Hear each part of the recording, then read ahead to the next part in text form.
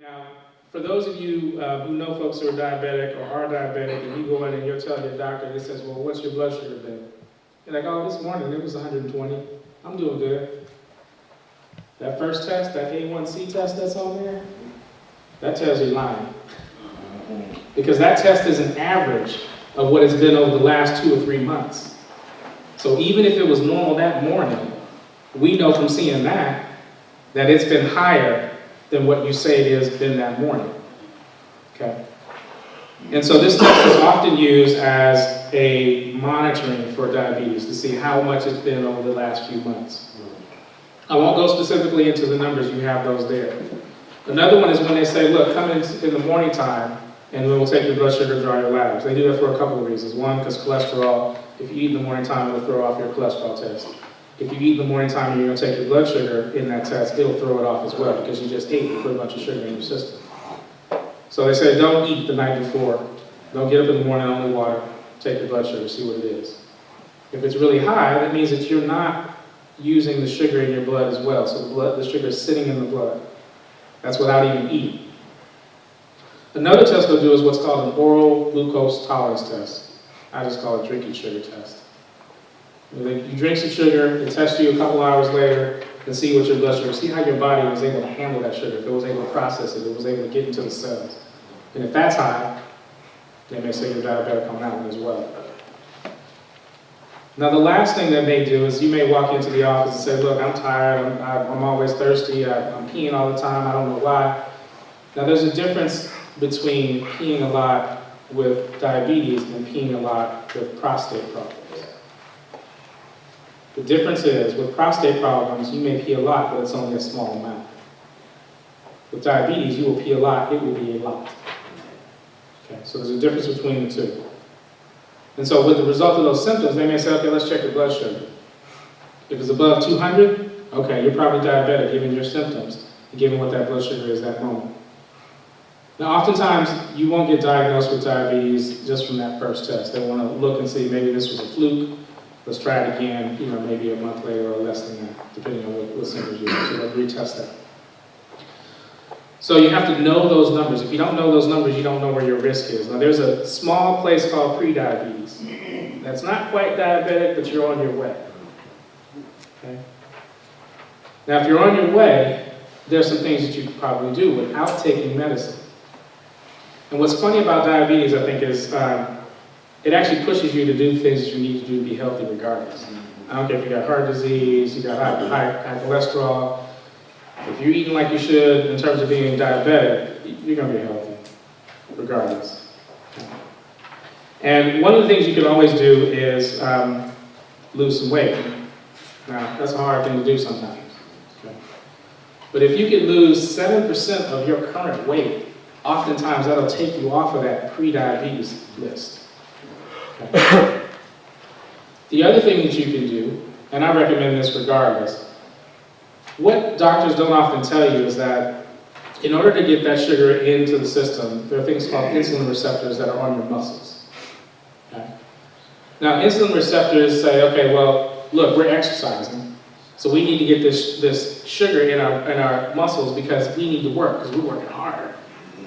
And so when you start to exercise, you get more receptors on the muscles. The more receptors you have, the more likely that insulin will work. So you can imagine that if you went walking after eating, 10, 15 minutes, you're telling the body, look, I'm working, produce some of those receptors because I need to get this sugar inside, and that will help. So 30 minutes of exercise 5 times a day, which can be broken up. You don't have to go walk for 30 minutes. And when I say walk, I don't mean walk, talk, have this nice little chat. I mean walk with briskly. Walk like you're working.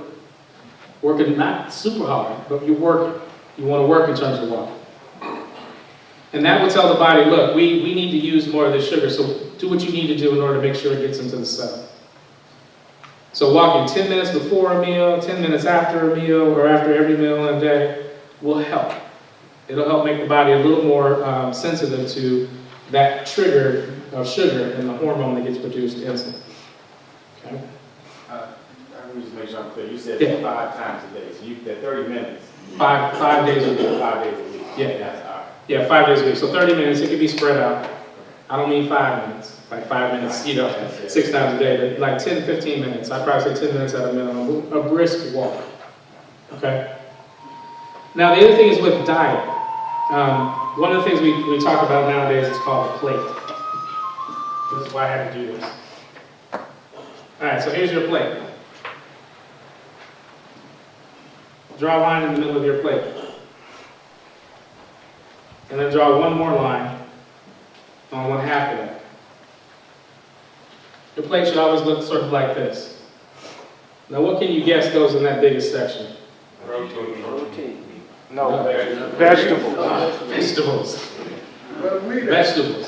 That's where the meat at, yeah. I should have asked, let's back up. What do you normally put on that big portion of meat? Meat. Don't be the beef. That's right, that's right. Banana pudding. Oh, see, you got special back there. All right, this should be vegetables. Half of your plate should be vegetables. Wow. And I don't mean vegetables like starchy things. I mean just, you know, greens, green beans, carrots, Cabbage. cabbage. Brussels sprouts. Yeah, not the super starchy stuff. And what is Yeah. that? Broccoli is Super starch. broccoli's good. Real broccoli, right? Potatoes, rice, What bread. they saying, yeah. Yeah. So meat is in the other small section, and then your starch. Okay. Now, not really done, so you can add some milk. Get your calcium for your bones. And then you can add a piece of fruit, an apple. Now, that's not normally what we get served. When you think about it, even when we go to restaurants. That's not normally what we put on our plate. Normally we have that meat. And there's a small portion of vegetables. Sometimes it's mostly starch. And a small portion of vegetables. Yes, sir. Would what you're saying still apply if you're a type 2 diabetic with low blood sugar? Yes, if you're having low blood sugar, it's probably because there's not a good balance between the medicine that you're using and your activity. I'm not understanding. So there's diabetes and then there's hypoglycemia, which is low blood sugar. Diabetes means that the blood sugar is high. If your blood sugar is always low, that's not diabetes. Okay. All right, so pretty straightforward in terms of the plate. Yes, sir. Question, are some people predisposed? Because like in the Asian population, they eat a lot of starch. Yeah. Do they have high concentrations of diabetes in there? Or is it? No, so there are some, depending on which Asian or Pacific Islander population you're talking about, yes. But most commonly it's in African Americans, Latinos, and Asian Pacific Islander, less but more than normal population, more than say your white population. Okay. But a lot of this is related to weight. Okay? Which is why I said if you lose 7% of your weight and you're pre-diabetic, it will help. Because at a certain point, you can get to be so big that the amount of insulin you produce is not helpful. You can't produce enough to deal with the amount that you're eating. And so the body's like, look, I don't know what to do with all of this and the sugar. I can't control all of this. So losing the weight makes the body use the insulin it has much better. Okay. But yes, in terms of the population, some people are predisposed. So type 2 diabetics, sometimes it can run in the family. Okay. For those of you who have seen kids who become diabetic, that's type 1. And that's usually where no insulin is produced at a certain point. Okay, type 2, usually there's a little bit, and there's maybe some room to stimulate it to produce more, but it has some. You may not have to be on insulin, but if you're not well controlled at some point, you will be on insulin. Yeah, if it continues to be that way. But yeah, predisposition is usually in terms of the family. Usually in terms of the family. There was another question? Yes. Is corn considered a starch? Corn is a starch. Yeah. So if weight is one key factor, what percentage do you attribute to diet as being a key factor in diabetes? How do you characterize that? script to put Yeah. meat in there, and, Yeah. Well, it's not so much the diet if the body can handle it. And so weight makes it less likely to be able to handle it well. So it's not so much the diet. I mean, there are people who eat candy all the time and have no issues. Yeah, so it's not so much that. It's just the body's ability to handle what it's eating. Question back up. Does that account for the children who don't exercise very much, the new trend toward diabetes younger? You know, that's actually something that's a little bit weird happening. Some of it I think is related to weight. If I showed you maps of the U.S. in terms of how many states have over 30% of the population being obese or overweight, it's been staggering over the last few decades. And so I think when you look at most communities, most populations are much heavier than what they used to be. And it's the same thing with kids. I think with kids, in terms of the weight, in addition to, you know, when we were growing up, I mean, we were out in the streets Right, constantly. You right. know, be home before the street lights came on was a common. Yep. But nowadays, that doesn't really happen. And, you know, I laugh at my son because he can't run very well because he's not out there doing it all the time, you know, not as much as we used to do. So I think some of that is that inactivity, in addition to gaining weight, in addition to the combination of how much food or what food is being eaten, you know, all that being too much for the body the way it is to handle. Yeah, question like that. Yeah, that portion of meat, is it a particular meat? Yeah, so if you're doing chicken, definitely without the skin. I mean, those things that are low in fat. And so I'll read through some of the list on here. So when I was talking about the vegetables being non-starchy, so I said spinach, carrots, lettuce, green cabbage, we sort of heard that. Bok choy, which is another green Asian vegetable, green beans, broccoli, cauliflower, tomatoes, vegetable juice, salsa, onion, cucumber, beets, okra, mushrooms, peppers, turnips, those things. Those are the good vegetables. Hang on just a second. In terms of the grains and starchy food, again, I said breads, cooked cereal like grits, oatmeal. Yeah, I got hands popped up. Grits. Yeah, grits. I'm sorry. Hominy corn, cream of wheat, rice, pasta, tortillas, cooked beans, peas, like pinto beans, black-eyed peas. Yes. Black-eyed peas are starchy, yes. They also have a lot of protein as well. Potatoes, green peas. Green peas actually have a lot of sugar in them. They're sweet. They're really sweet. Lima beans, sweet potatoes, winter squash, crackers, snacks, chips, pretzels, light popcorn, those things. Those are starchy. Okay, now you asked about the meat. Chicken or turkey without skin is better. Fish, such as tuna, salmon, cabbage, or catfish. Other seafood like shrimp, clams, crabs, mussels. Lean cuts of beef, not the ribeye. That's my wife on the ribeye. And pork. So thinking of like sirloin or pork loin, those are the better ones. Tofu, eggs are also considered meat. And low-fat cheese. Tofu is because it's protein. Yeah, it's protein. Okay. The pork of today is better than what it used to be, right? Because most pork is now raised with more of a grain than it is what they used to just feed slop, per se.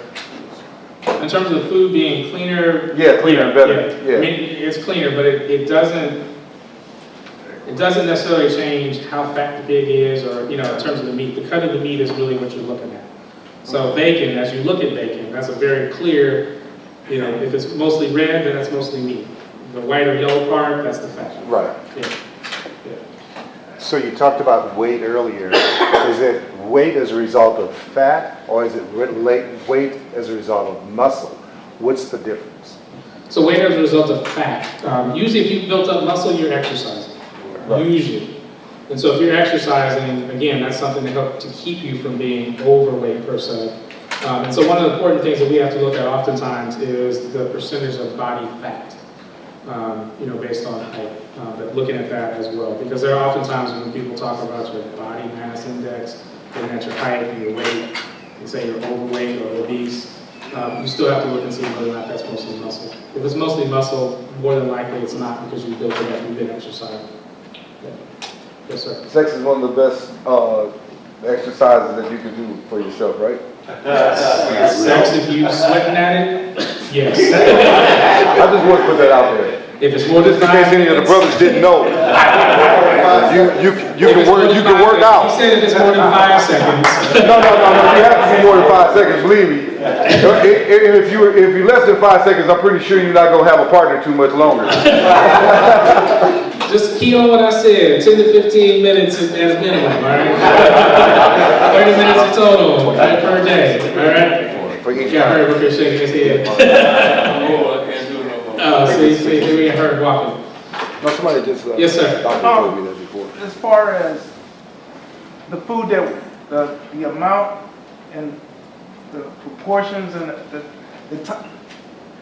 the times of food we eat, is there, I mean, some people don't eat at all, more breakfast and lunch and dinner. Should we eat the 3 meals and should they be smaller? What is your take on that? Yeah. Period. As far as food, morning, noon, night, what is your take on it? So the body is smart. And so what the body says is, if you're not eating, and as soon as you eat, I'm gonna put this in the fat, because fat is for a rainy day. Right. So you will eat, and the body will try to put that into fat. Your metabolism starts to slow down, which means that your body says, look, I don't need that much sugar, so we're just gonna put it all in fat. Sometimes you will actually lose weight. And I know this from personal experience, and then in terms of talking with others, eating small, frequent meals throughout the day. So you have to eat breakfast. Yes. You have to eat breakfast. Starter meal. Yeah, you have to start with something. Then you may eat an apple or something, in between the lunchtime. And that tells the body, look, you don't have to worry that you're gonna be starving. You're gonna get something on a regular basis. So the body says, okay, we can keep churning. We get something, we just move it on through. It doesn't go to fat. So that regular spreading out of meals is actually helpful. And for most people, they actually have a lot more energy because they have something constantly throughout the day to keep feeding the body so that it continues to do what it does, or what it needs to do. Okay? So no, starving is not, or holding on to that last meal doesn't necessarily work as well. Yeah, not good for the body. Yes, sir. Yeah, I heard someone, a pastor preach this about 5 to 6 years ago, that they said we should eat breakfast like a king, lunch like a queen, and supper like a pauper. Supper should be our lightest meal, since after we eat supper, we're going to go sleep. Well, if you think about it, it makes sense unless you work a night job. Exactly. Yeah. Because in the daytime, you're getting up, you're starting most of your activity. If you have a regular day, you're out and doing stuff. By the time you get at nighttime, you're going to be going to sleep, so you don't need as much on your system. So when you put it in, if you're using it, then it will get used and go into the cells. If you're not, then it could go into fat. That makes sense? All right. So now I'm going to give you some insights. Stuff that I observed. I used to work in a pharmacy, and just from my practice as a physician treating diabetics. I've had patients that come in, they find out that they're diabetic.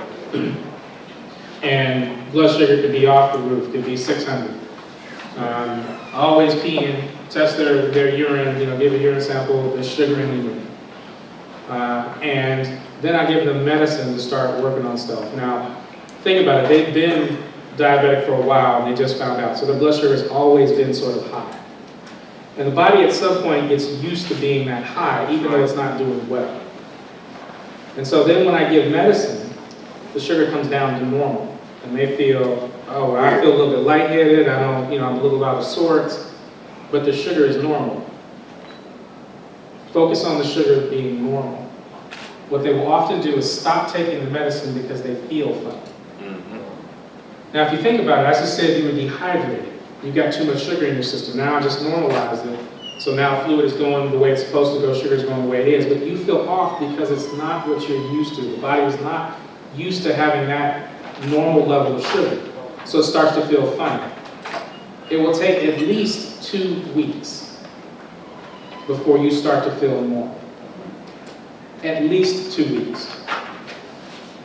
In some of those instances, the vision is blurry when the blood sugar is high. Remember I said in terms of how the water moves in between or out of the cell and into the blood vessel? That's because the eye got a little bit dehydrated and started to change its shape a little bit. So don't get glasses. If you're newly diabetic and your blood sugar is not under control, don't go get glasses because your vision is going to be off. Once you get to be normal, the eye will go back to its normal shape. Your vision will be different. So you want to get it under control. So think about what I just said. Once you start treatment, you will feel off initially for at least a couple of weeks until your body gets used to that normal sugar. And so that's why it's critically important for newly diagnosed diabetics and even those who are diabetic to take your blood sugar because you want to know where you are. Only after you've been normal for a good while will you ever really notice if you have a low blood sugar, where you feel shaky, you feel a little bit confused. Only after you've been normal for a while. Okay? That's one of the things that I wish my colleagues would often say to folks, and at least the folks that I've been around, they hadn't often told people that. You're going to be off for a little bit. Just make sure you take your blood sugar if it's normal, don't worry about it. If it isn't, then we'll deal with that. Other questions? I eat a lot of trail mix, like dry cranberries, blueberries, almonds, peanuts with no salt, but I usually make a trail mix out of it. Is that really good, or is it the dry fruit too much sugar content? Is it higher? Well, you remember I said sort of like the oatmeal, which is often a lot of times what's in trail mix. Right. Usually trail mix is some roasted or dried oatmeal with some sugar to kind of keep it together. Well, I don't do oatmeal. I just do a lot of nuts and... No, I know. I'm saying the trail mix, the base of it oftentimes, well, it depends on which trail mix you're talking about. So granola... No, I make my own. Okay. I make my own. I just get almonds, with the husk on it. I get shelled peanuts, but not salted.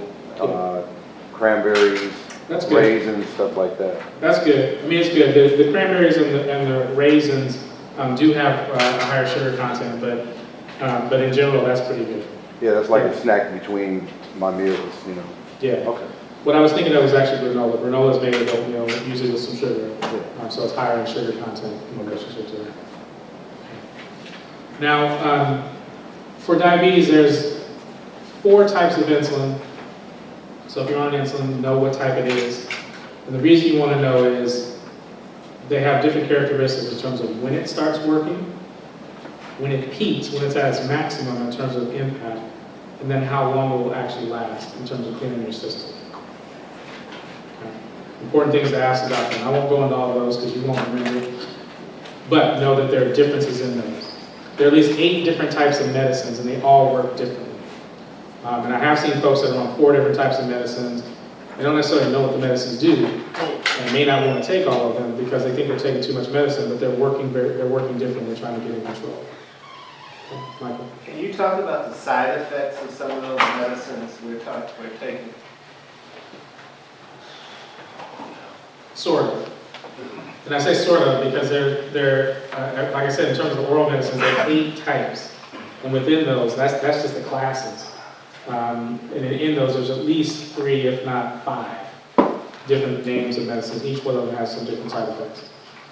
Some of them, though, in general, I would say, can cause gas, because of the way that they work inside the body. So it's an impact of sort of getting that sugar out or keeping food from getting broken down as fast as it does. That's one of the most common ones. Some of them will actually have you produce more insulin, so you could end up with a low blood sugar. Some of them, for some, like metformin, sometimes it makes people's stomach hurt, or they may be bloated, commonly with that.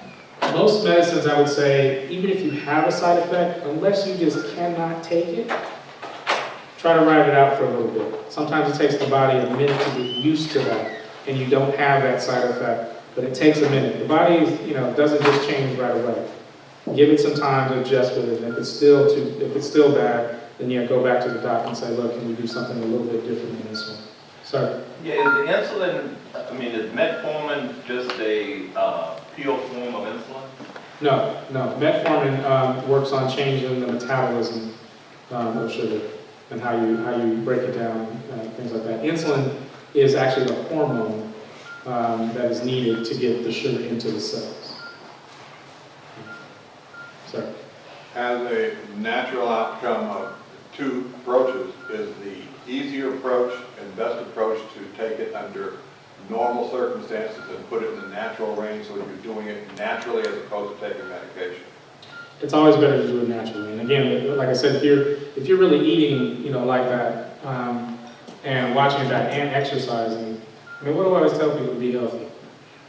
Diet, exercise, Rest. and rest, yes. So doing it naturally is going to get you further along for a number of different things than it would be to take the medicines. Plus the medicines oftentimes are costly, and you have side effects with the medicines. So I'd say anytime you can not be on medicine, you can do it another way, just work to do it. The hard part in many of our households is that part of our food is our identity, is part of our culture. And so it's very tough, and when you've got no fried chicken on your plate, and everybody else says, what's wrong with you? Why you ain't get no fried? You don't like my fried chicken? And sometimes you may not want to say, look, no, I love your fried chicken, but I'm trying to be around for you. And so sometimes it's tough. Especially in the church. That's part of the identity. Eating and the type of food that you eat. Yes, sir. Right. Yes, in your opinion, how do you value supplements compared to prescription? Or, food I know is best for you, but how do you value supplements? Or do you tell your patients or whatever, they can take this? Do you look at both sides? I do, but I have a tendency to want to get you in control before I say go on the supplements. I'd rather you start from a state of being in a healthier condition and then seeing if the supplements work. But there's a balance between the two. So I don't want to push you off and say, go take the supplements that I don't know for sure, haven't been tested to know if they actually have that health impact. So I'd rather get you in control, and then once you're in there, all right, what do you want to do? Let's shift it a little bit. Let's test it and watch and see how you do. Okay. Yeah.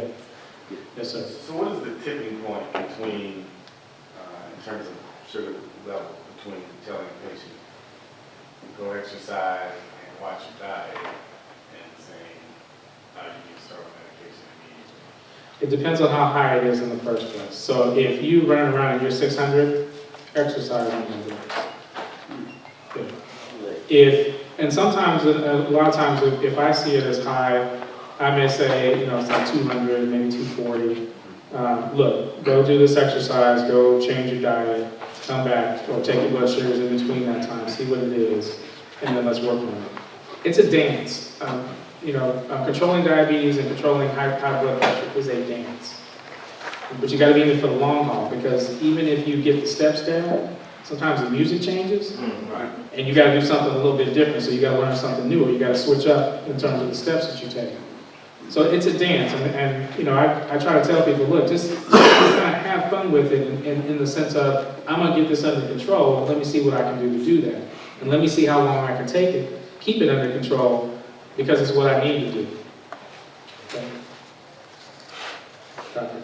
Are there any other, two questions, are there any other indications of diabetes that might, let's say cholesterol, when you go to your lab, are there any lab indications that maybe you need to start working on your diabetes to be pre-diabetic or at that level? So the tests that I gave you are really the tests to look at. Yeah, those are the tests that are specific around diabetes, all related to sugar. Other than the symptoms, blurry vision, losing weight without trying, being thirsty all the time, going to the bathroom all the time, a lot, meaning a lot in terms of quantity. Those are pretty much in the range, but the labs in terms of sugar is about it. We talked about senior services, any kind of herbal medication. Are there any herbal medications that help with diabetes, or do you know of any? I mean, there are some that sort of claim to do that, and most of them come from China, and I'm forgetting the name of it. It's actually a vegetable. Some people say that cinnamon helps to regulate the blood sugar. Not quite like the medicine, but for some reason it helps to stabilize it a little bit better. Some studies have shown that. Now, whether or not that's, every study will show that, it's hard to say. Thank you. Yeah. Have you heard of what the Chinese use, Granoderma lucidum? It's a red-rich mushroom, and they make it into a herbal drink. Hey, Yeah. coyote. And that's to balance your system so that everything comes under a balanced relationship. Yeah, I've heard of it. I've seen just a few sort of studies coming out of China related to it. For some, it seems to work, but most of the stuff here, we want to test it and test it to make sure.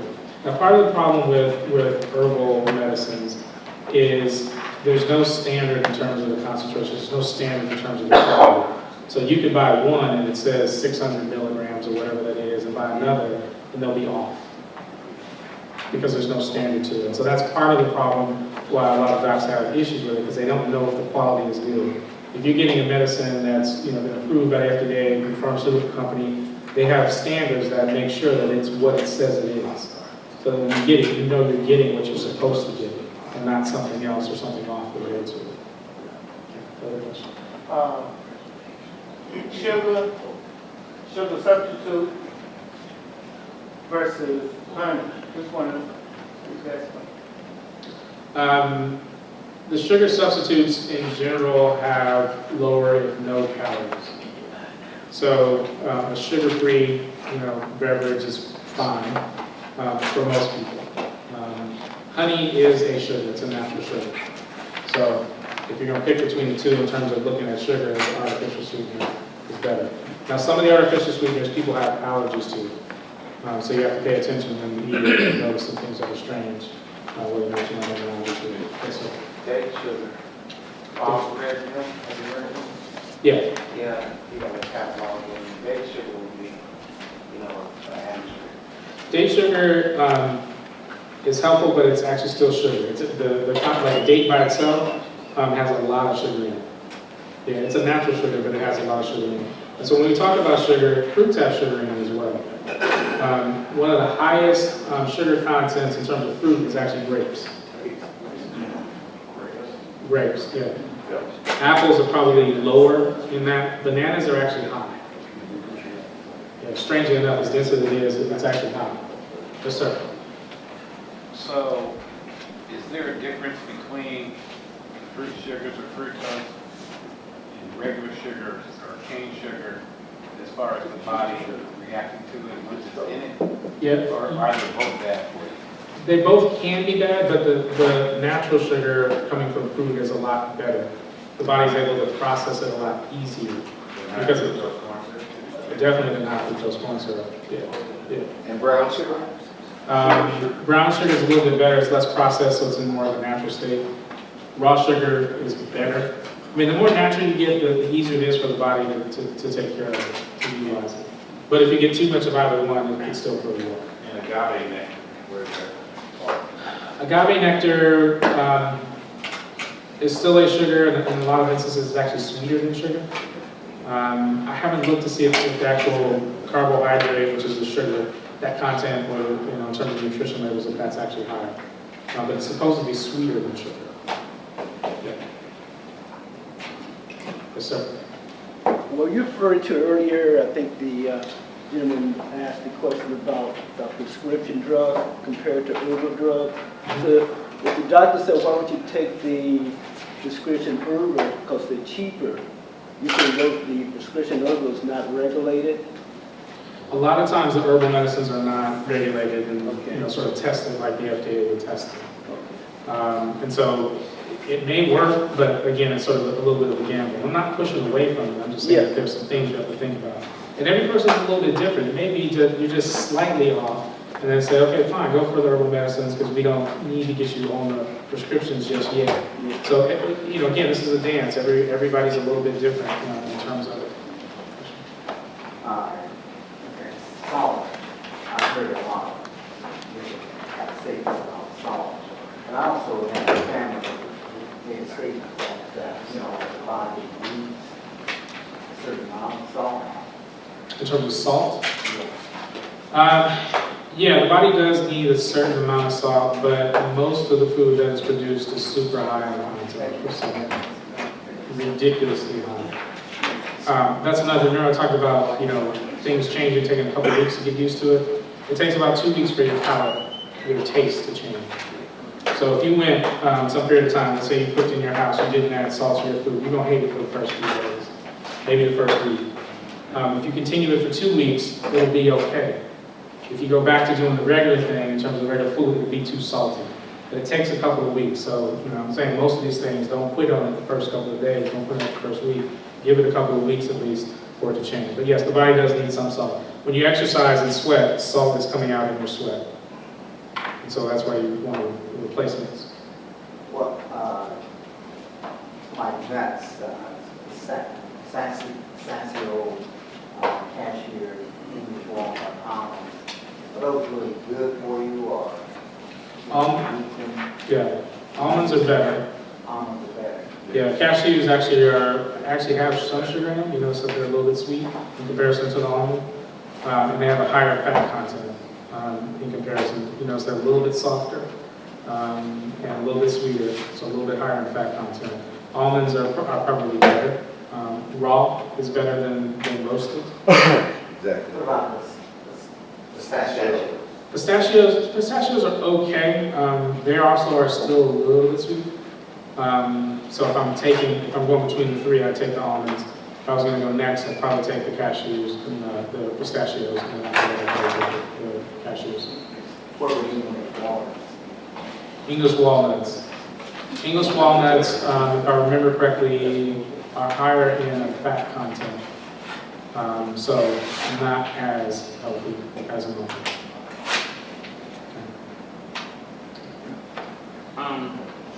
What impact does GMO foods have, in your opinion, on diabetes? That I've read that the wheat that my father was raised on or ate as a child is not the same wheat I'm eating as an adult now. Right. Same as the corn, soy, it's a whole bunch of things that aren't tomatoes. Did everybody hear the question?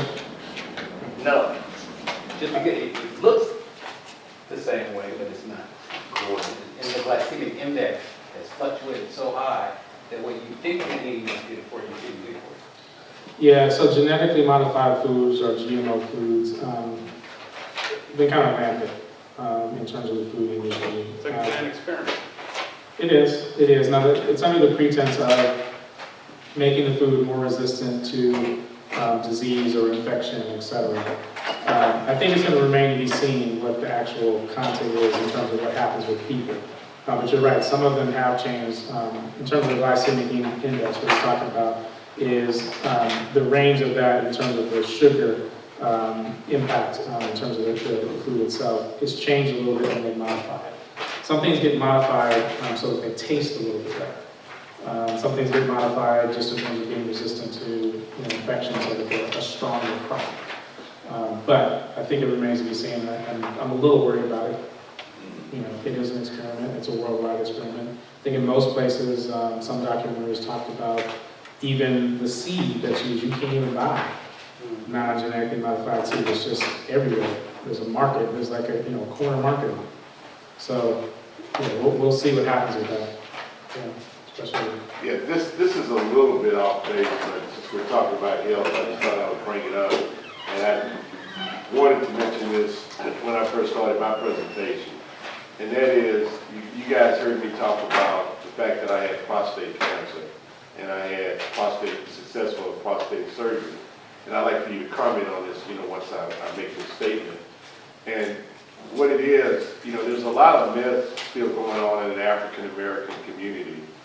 And we're more prevalent to have prostate cancer than other races, and I'm sure you can speak to this much better than I can. And I heard a lot of guys, peers that I know, that even say, well, I don't want nobody sticking their finger up my butt, and this, that, and the other. And we actually lost a deacon at our church a little over a year ago, which had younger kids, and because he refused to do it, and he was like 57 years old. And my doctor told me 7, 8 years ago that he wanted to start monitoring my PSA, and he did.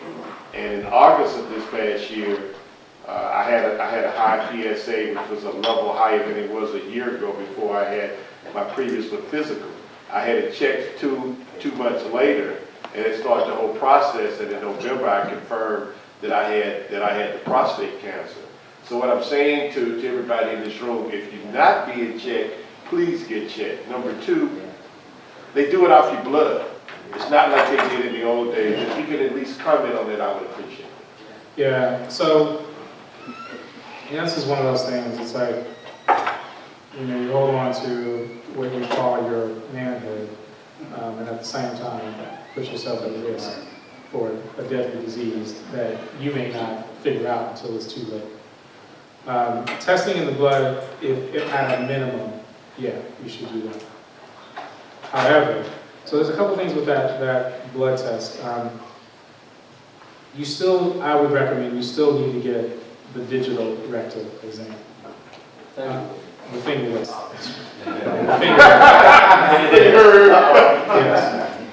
Yes. You still need to get that because no test is perfect. And so the more information that you have, the better it's likely that they will pick up something before it gets to be a real problem for you. Okay. Yes, sir. I'm sorry, there's a question here. I'm sorry. Go ahead. Yes. You talking to me? Yes. I don't know who's saying. I got a friend, 90 years old, and you go to his, he drank coffee every morning, but he will not put white sugar in the coffee. He has brown sugar. It must have a value of health. Just mention brown sugar. Brown sugar. I mean, like I said, I think the less processed our food is, the better it is. It's easier for us to use. Some people just like the taste of brown sugar because it's slightly different taste than white sugar. But like I said, the brown sugar is not bleached, so it's been put through less chemical processes. And again, I say the more natural it is, the better off it is. Okay. Most things historically that are food, that are eaten, that are white, aren't good for you. Bleached flour, refined sugar, your salts. That one color doesn't exist in nature when you're actually eating stuff that's raw or not processed. Yeah, sugar cane, when you look at it, pigment. it's tan or yellow on the inside. Yeah, Two things. Number one of the things that Mark Stein is a student now at UC, that you know about, looking at foods that black folks eat for different diseases, and diabetes, prostate cancer, that kind of thing.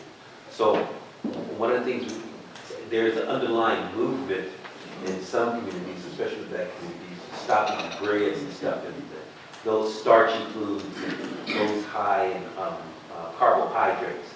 That's one thing I wanted you to comment. The second thing is that there was talking about a black movement against many companies that have all these sugars and starches in various foods, GMO foods, because it would affect us more than they affect other people. Have you heard anything like that? I haven't. I mean, I think GMO is going to be tough because most of the stuff, I don't remember there being a requirement to label it as genetically modified. They're actually working on that now. Yeah. And they're in the process, but what the food industry has done is to appease or coddle the corporate farms that profit from GMO foods. They're changing the names and altering the molecular structure of those synthetic sugars or altered ingredients and giving it a different name, even though it's the same thing. So even if you looked at the label, you wouldn't recognize the changed name as being the same substance you're trying to avoid, and you end up eating it anyway. So your comment in terms of the bread, or trying to avoid that. I mean, yeah. So the body needs some sugar. Period. The type of carbohydrate you get, brown rice is going to be better than bread per se. But you still need some. So I would say that you're not going to have a diet that's just meat and vegetables. You got to have some bit of carbohydrates, some bit of sugar, some bit of fuel to go into the body that's not just coming from fat. Thank you. Is the object of the rectal exam for prostate cancer or connected exercise is that to just discover the size of the phosphate and also the roughness or texture on the surface? Yeah, so it will give an idea as to whether or not the size is increasing. Sometimes in terms of the texture, whether or not it's lumpy, or if something just feels a little bit off with it, or even if it's painful. If it's painful, that could be an infection. You know? But one thing I would say is that if you are going to get the finger baby,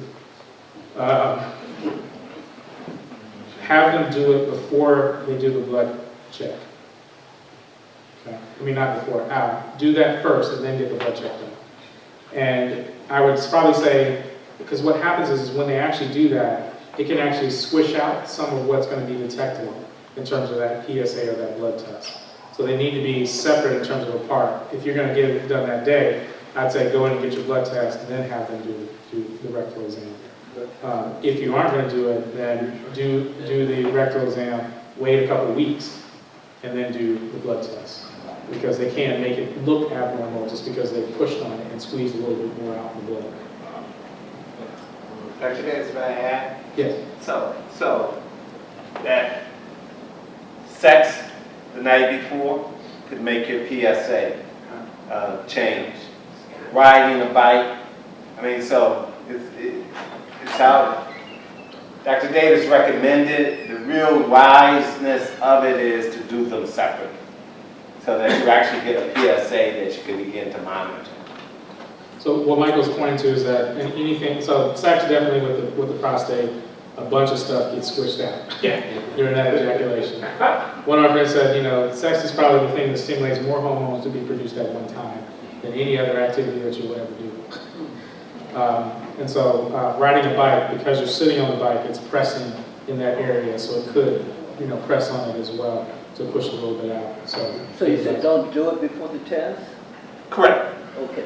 Yes, sir. Yeah, back in '95, when I was back east, they had a black men doing a study on, they came out with a study on prostate.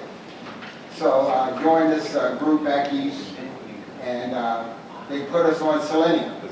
And I was on selenium off and on all the way up until 2010.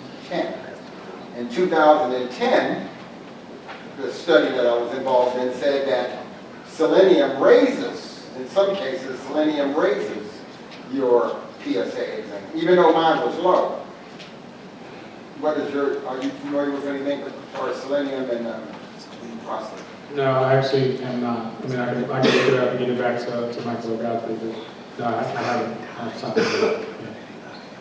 Getting back to the sugar, earlier you stated about the youth in our society nowadays don't get the necessary exercise as we did growing up. And a lot of these gentlemen here have, their kids are probably grown, but they have grandkids in this room.